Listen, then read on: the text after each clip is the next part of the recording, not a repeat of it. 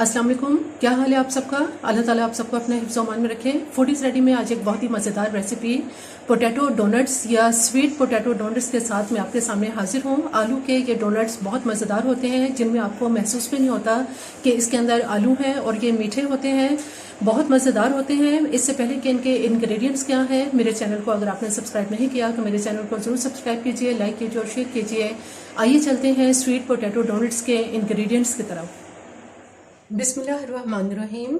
Potato donuts बनाने के लिए यहाँ हमारे पास आलू हैं। इन आलू को मैंने इस तरह से बड़े पीस में इसकी कटिंग कर ली थी और इसके बाद इसको बॉईल कर लिया है। अभी हम इसको मैश कर लेंगे। यहाँ हमारे पास मैदा है, जो मैंने तकरीबन 2.5 कप ये मैदा लिया है। इसमें हम 1 टीस्पून वनीला एसेंस का इस्तेमाल करेंगे, 1 अदद अंडा है और दूध जितनी हमें ज़रूरत होगी उतना हम इसमें दूध इस्तेमाल कर लेंगे। 1/4 कप इसमें चीनी है, जिसको मैंने ग्राइंड कर लिया है ताकि आसानी के साथ इसमें मिक्स हो जाए।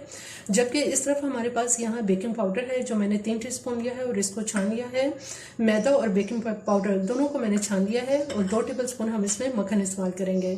सबसे पहले जो आलू हमारे पास हैं, इन्हें मैशर से अच्छी तरह से मैश कर लेते हैं।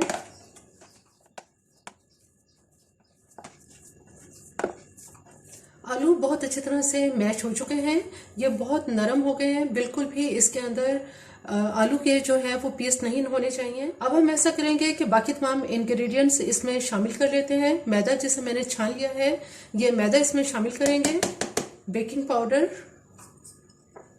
चीनी, मक्खन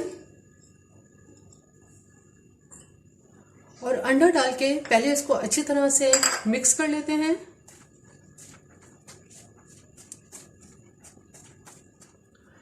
तमाम इंग्रेडिएंट्स को इसमें अच्छी तरह से मिक्स कर लेने के बाद इसमें 1/2 टीस्पून वनीला एसेंस भी डालेंगे।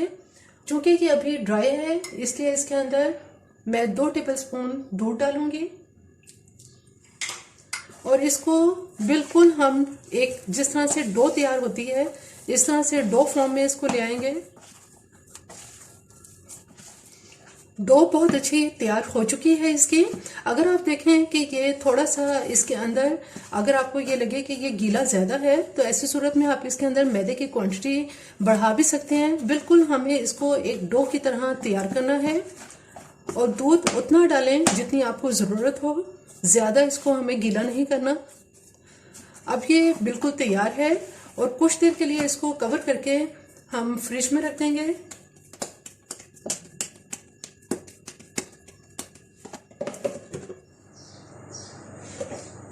डो को फ्रिज में रखे हुए तकरीबन 2 से 3 घंटे हो चुके हैं। आप चाहें तो इसे 1 घंटे के लिए भी सिर्फ रख सकते हैं ताकि ये सेट हो जाए। अब हम इसके ऊपर मैदा यहाँ छिड़केंगे और इस डो को थोड़ा सा बेल लेते हैं। इसके हम 2 हिस्से कर लेते हैं। सबसे पहले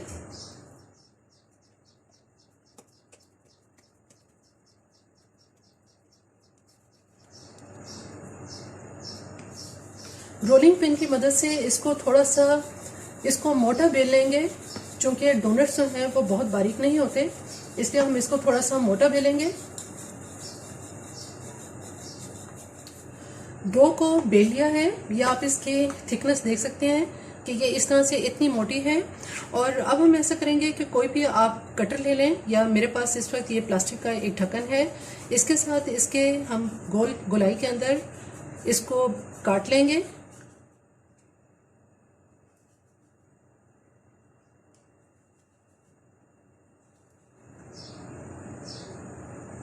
गोलाई में इनको काट के एक प्लेट में रखते जाएंगे।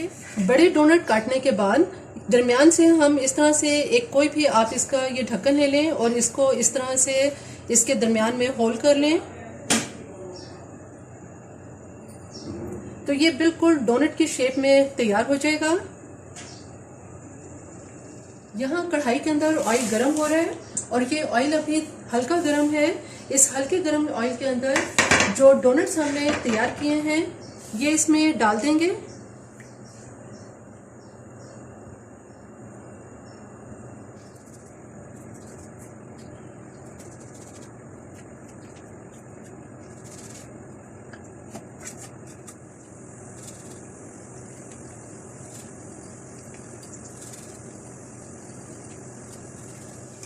डोनट्स बहुत ही हल्की आंच पे इनको फ्राई करेंगे। लाइट सा गोल्डन कलर इसमें आएगा तो इसकी साइड चेंज कर देंगे।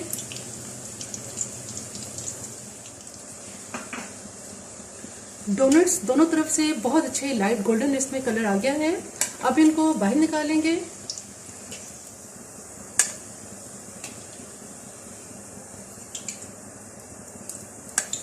इसी तरह से बाकी डोनट्स भी फ्राई कर लेते हैं और एक वक्त में सिर्फ इसमें 3 या 4 डालेंगे, इससे ज्यादा इसमें नहीं डालेंगे।